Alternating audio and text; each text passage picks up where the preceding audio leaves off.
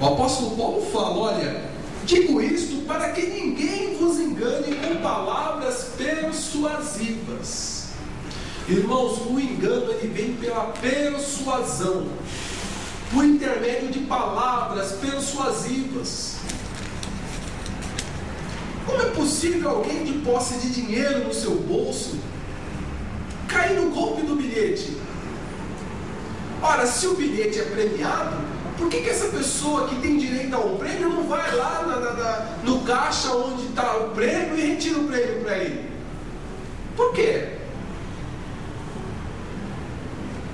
Por que a pessoa vai ter o trabalho de abordar alguém que não conhece na rua e oferecer-lhe um bilhete premiado? Olha, o valor do bilhete é 100 mil reais, eu te vendo por 50 mil. Por que ele não vai lá no caixa e tira 100 mil reais? Todo mundo vive à busca de um bilhete premiado na vida. Não é verdade? E por que a pessoa cai no engano? Por causa de palavras persuasivas. A pessoa é engodada, ela começa a ver aquilo que é impossível acontecer na vida real. Ninguém dá nada a ninguém na vida real, irmãos. Todo mundo tem que trabalhar, suar para conquistar alguma coisa. De repente, do nada, no meio da cidade aparece alguém e oferece algo assim, sabe, que foge à perspectiva, e a pessoa acaba aceitando. Só que o apóstolo Paulo está nos dizendo aqui, olha, digo isso para que ninguém vos engane com palavras persuasivas. Pois ainda que ausente quanto ao corpo, ou seja, olha, eu não estou presente entre vocês, eu não estou aí de corpo presente, contudo, em espírito estou convosco. Como ele poderia estar presente em espírito, irmãos, se ele estava ausente no corpo? Nós sabemos que o espírito do homem é pertinente ao corpo. De que espírito ele está falando? Todos nós, irmãos, somos participantes de um corpo. Somos participantes do mesmo Espírito. Se somos participantes do mesmo Espírito, não importa se eu estiver lá na Amazônia e os irmãos estiverem aqui, estamos comungando do mesmo Deus, estamos comungando da mesma palavra, estamos comungando do mesmo conhecimento. Se o meu conhecimento, se aquilo que eu estiver dizendo difere da palavra do Evangelho, não estamos mais presentes em espírito, não estamos comungando da mesma verdade. E ele fala, olha, eu estou ausente quanto ao corpo, mas em espírito estou convosco, ou seja, estamos comungando da mesma verdade, porque é um só corpo, um só espírito. Se eu sou participante do corpo, eu também sou participante do espírito. Amém. Amém? Amém. Regozijando-me vendo a vossa ordem e a firmeza da vossa fé em Cristo. Ele estava de longe, irmãos, e isso trazia prazer ao apóstolo. Ele sentia gozo de saber que tinha mais irmãos comungando da mesma fé, da mesma verdade. É por isso que ele queria que ninguém os enganasse com palavras persuasivas. E ele escreve essa carta, irmãos, reafirmando algumas coisas que os cristãos já haviam recebido. Portanto, assim como recebeste a Cristo Jesus, o Senhor, assim também andai nele. Ou seja, todos nós, irmãos, recebemos a Cristo Jesus como Senhor. E nós devemos andar em Cristo. Por que, irmãos, que nós devemos andar em Cristo? Porque Ele é o caminho que nos conduz a Deus. Se nós estamos em Cristo, nós estamos andando em Cristo. Se nós permanecemos na Sua palavra, nós estamos andando, nós estamos caminhando. Porque caminhar em Cristo é permanecer na Sua palavra. Amém? Amém. Porque é Ele que nos conduz a Deus. Se você entrou pela porta estreita que é Cristo, você entrou pelo caminho estreito. E o caminho estreito é o que nos conduz a Deus. Não precisa fazer muita coisa, é só estar em Cristo, permanecer em Cristo e estar na palavra, que você está sendo conduzido a Deus. É possível colocar um tropeço, irmãos, no caminho que você está seguindo? Ah, irmãos, é muito tropeço, está difícil, não dá. Irmãos, não dá o quê? Pode estar difícil para você ir trabalhar, para você pegar o ônibus, está cheio, está lotado. Mas para você chegar a Deus está difícil? A Bíblia fala que os mandamentos de Deus não são penosos, não são pesados. O que está difícil? O meu jugo é suave, o meu fardo é leve. O que tem de difícil em servir a Deus? Ah, está difícil. A gente vê tanto cristão reclamando, dizendo que está difícil servir a Deus, que tem empecilho, que tem pedra, que tem tropeço. Irmãos, a Bíblia fala que o caminho é estreito, mas não se preocupe, pois é o caminho que te leva a Deus, não é você. Não tem como colocar tropeço em Cristo, irmãos. Há algumas pessoas que não creram em Cristo e esses tropeçaram na pedra, a pedra de esquina. Mas se você está em Cristo, não tem como você tropeçar, porque se você está em Cristo, fatalmente você está em Deus, e Deus está em você. Amém? Amém. Aleluia. Portanto, assim como recebeste a Cristo Jesus o Senhor, assim também andai nele, arraigados e edificados nele. Ou seja, você tem que estar fundado nele, você tem que ser construído sobre ele. Ele é a pedra fundamental, ele é a pedra de esquina. O apóstolo Pedro fala que nós, como pedras vivas, somos edificados sobre ele. Amém? Irmãos, não tem como esse edifício ruir, cair. Por quê? Porque nós estamos edificados, sobre-edificados sobre a rocha que é Cristo. Estamos crescendo um templo santo, onde habita Deus, onde habita o Espírito Santo. Amém? Aleluia.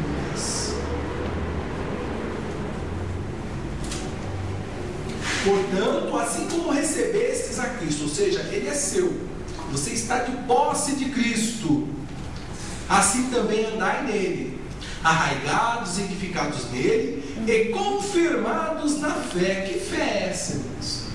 Confirmado em que fé? A fé aqui é a palavra do Evangelho, a fé que uma vez foi dada aos santos, a fé que foi revelada com a presença de Cristo entre os homens. Não está falando de uma fé mística, daquela confiança da pessoa crer no impossível, naquilo que não existe.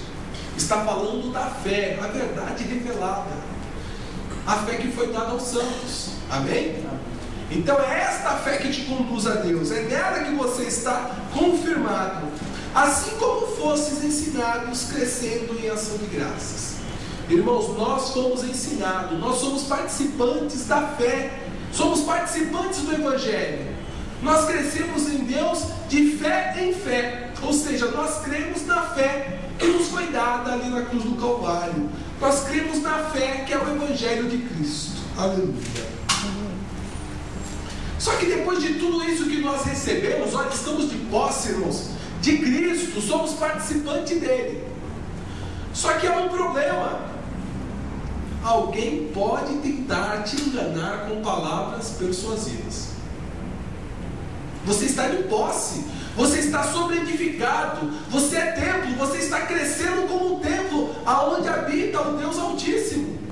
Só que nós temos aqui no versículo 8: tende cuidado para que ninguém vos faça presa sua. As pessoas querem te prender, como se você fosse um passarinho. Você não está entendendo? As pessoas querem te prender, por quê? Porque você está em Cristo, onde está o Espírito de Deus, aí é a liberdade, você está de posse de toda a liberdade, mas as pessoas querem te prender. E como que eles vão te prender, irmãos? Não é com uma gaiola, não é com uma jaula, eles vão te prender com palavras persuasivas. Você está de posse da herança, você é mais do que vencedor, você já tem uma coroa. Mas ele quer com palavras persuasivas tomar a sua coroa, arrancar a sua coroa, o seu prêmio, aquilo que você já alcançou. Amém? Amém. Tende cuidado para que ninguém vos faça presa sua. E como que essa pessoa vai tentar te enganar? Está escrito aqui, irmãos, por meio de filosofias. questões humanas aí, humanísticas. A pessoa vai começar nas suas considerações humanísticas. Olha, para você servir a Deus, você tem que ser uma pessoa que cuida dos pobres, você tem que cuidar dos descamisados, dos menos favorecidos. Ele vai te prender com um tipo de filosofia humana. Para você servir a Deus, não é conforme você aprendeu no Evangelho que Cristo te resgatou do pecado e te tornou um novo homem. Para você servir a Deus, você tem que aí tentar servir aos desfavorecidos, levar sopa para as pessoas. Ele vai te tentar conquistar com filosofias humanas. Se não for segundo filosofias, ele vai pegar outras coisas, vãs sutilezas. É sutil. Ele vai mudar, transtornar o Evangelho de uma forma bem sutil. Você está de posse de Cristo. Você é mais do que vencedor. Você tem uma coroa. Só que ele vai falar, olha, não é tão bem assim. Essa coroa você não tem. Olha, para você alcançar essa coroa, você vai ter que fazer mais alguma coisa. É uma boa sutileza. Ele vai falar para você que você não possui aquilo. Olha, para você alcançar Cristo, você vai ter que se debruçar aí, ou vai ter que subir uma escadaria de joelhos, porque você ainda não está de posse. Cuidado, irmão, quando alguém afirma que você não é nascido de novo, que você não foi justificado, que você não foi santificado em Cristo Jesus, que você não é herdeiro de Deus, que você não é filho de Deus. Ah, você não é filho de Deus porque você não tem um carro novo, você não é dono de uma empresa, então você não é filho de Deus. Isso é sutilezas, irmãos. É sutil essa mensagem. É quase uma mensagem subliminar. A pessoa se depara uma hora e fala, poxa, a situação que eu estou, eu não sou filho de Deus. Eu estou passando dificuldade, estou tendo problema. Só que o apóstolo Paulo fala, irmãos, que nós já recebemos a Cristo. Olha, no versículo 6, portanto, assim como recebeste a Cristo Jesus, o Senhor, andai nele, permanecei nele. Amém? Segundo a tradição dos homens, as pessoas podem tentar arrancar aquilo que você adquiriu, cuidado para que ninguém tome a tua coroa, porque ela já é sua. Pode ser através de tradição dos homens. Olha, para você manter essa coroa, você tem que seguir alguns ritos. Olha, você tem que passar pela circuncisão, você tem que passar pelo rito de passagem, não sei aonde. Ele vai arrumar algumas tradições dos homens para te prender naquelas questões. Amém? Amém. Segundo os rudimentos, os princípios do mundo. O princípio do mundo, irmão, para a pessoa servir a Deus, é através de abstinências, é através de clausura, de se recolher, porque olha, se eu ficar recolhido, eu sou mais santo do que o outro, eu estou numa condição melhor diante de Deus. Então é segundo esses princípios, esses rudimentos pertinentes ao mundo, que as pessoas vão tentar tomar aquilo que você tem. Amém? Amém. E não segundo Cristo. Aí ele vai descrever o nosso Senhor, olha, pois em Cristo, nele habita corporalmente toda a plenitude da divindade. Vocês receberam a Cristo. Sabe esse Cristo que vocês receberam? Nele habita a plenitude da divindade.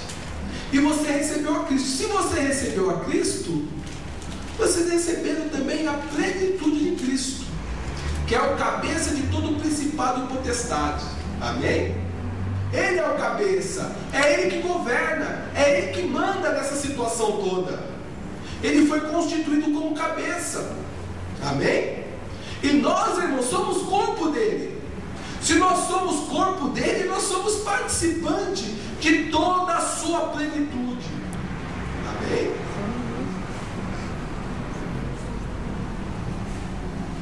O apóstolo João, irmãos, ele nos faz essa referência. Capítulo 1 de João.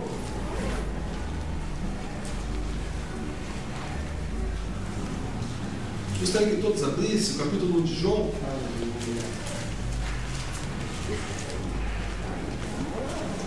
Versículo 16 e 17.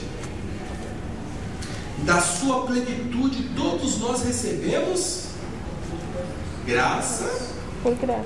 sobre graça. Sim, Amém? graça por graça. O que nós recebemos, irmãos? Graça. Da sua plenitude. Irmãos, olha que coisa maravilhosa. Nós recebemos a plenitude de Deus. Só que há alguém que quer tomar isso de você. Ele vai utilizar palavras persuasivas. Amém?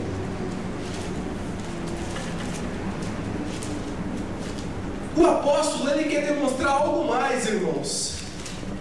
Devido aos judaizantes dizer que era essencial para a salvação a circuncisão, ele demonstra no versículo 11, olha, nele também fostes circuncidados com a circuncisão não feita por mão, no despojar do corpo da carne. Enquanto os judaizantes queriam praticar a circuncisão no homem, na carne do homem, o apóstolo está demonstrando, olha, que nós já recebemos a circuncisão de Cristo. E que circuncisão é essa, irmãos? Não é simplesmente o despojar de um pedacinho da carne. É o despojar de todo o corpo. É todo o corpo carnal lançado fora. A circuncisão de Cristo, irmãos, engloba tanto o homem quanto a mulher. A circuncisão segundo a lei só era pertinente aos homens, mas a circuncisão de Cristo iguala a homem e mulher, porque ambos podem despojar do corpo da carne. É toda a carne que é lançada fora. Você se torna homem espiritual. Amém? Amém. Aleluia. Tanto homem quanto mulher são participantes da circuncisão de Cristo, que é lançar todo o corpo da carne. A circuncisão lá, segundo a lei de Moisés, era feito com a ferramenta lá e tirava um pedacinho da carne do homem. A circuncisão de Cristo é diferente. Aquele que não tomar a sua cruz e não vier após mim, esse não é digno de mim. Aquele que não tomar a sua cruz e seguir comigo até o Calvário, e lá ele vai ser julgado comigo para não ser julgado com o mundo. Lá ele vai ser crucificado, morto, sepultado, para poder ressurgir uma nova criatura, despojando, lançando fora o corpo da carne, o corpo do pecado, o corpo que serve ao pecado. Se você não fizer isso, você não é digno de Cristo, você não é participante. E o apóstolo Paulo está falando, olha, vocês já foram circuncidados com a circuncisão que não é feita por mãos. Sabe a circuncisão que era exigida na lei? Os homens iam lá na lei, liam e praticavam a circuncisão na carne. E o homem ficava lá sofrendo 3, 4, 5 dias, uma semana com dores. Mas a circuncisão que Deus pedia era: circuncidai, pois, o vosso coração. É possível fazer essa circuncisão do coração com as mãos? É impossível. Ou seja, você precisava crer em Deus, que Deus haveria de circuncidar o seu coração e despojar o corpo da carne, porque uma circuncisão, uma incisão cirúrgica no coração significa morte certa. E depois que você morria nas mãos de Deus, você tinha que ser gerado de novo. Circuncidai, pois, os vossos corações. Amém? Amém. Aleluia. Essa circuncisão que eles não conseguiam através dos rituais da lei, os cristãos que o apóstolo Paulo estava escrevendo já havia alcançado. Depois de eles serem participantes da circuncisão de Cristo, no versículo 12 diz, olha, tendo sido sepultados com ele no batismo, ou seja, despojou toda a carne, nele também ressurgisse pela fé no poder de Deus. Como é que nós nos ressurgimos dentre os mortos, irmãos? Pela fé no poder de Deus. O que é o poder de Deus? A Bíblia fala que o Evangelho é poder de Deus para todo aquele que nele crê. Amém? Amém.